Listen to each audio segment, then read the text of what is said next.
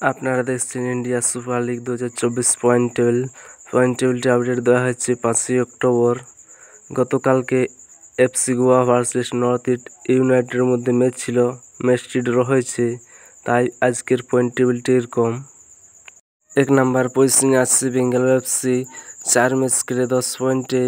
2 নম্বর পজিশনে আছে Punjab FC 3 match খেলে 9 পয়েন্টে। 3 নম্বর পজিশনে আছে জামশেদপুর এফসি 3 ম্যাচ খেলে 6 পয়েন্টে। 4 নম্বর আছে এফসি গোয়া 4 ম্যাচ খেলে 5 পয়েন্টে। 5 নম্বর পজিশনে আছে নর্থ ইস্ট ইউনাইটেড 4 ম্যাচ খেলে 5 পয়েন্টে। 6 নম্বর আছে কেরালা ব্লাস্টার 4 ম্যাচ খেলে 5 পয়েন্টে।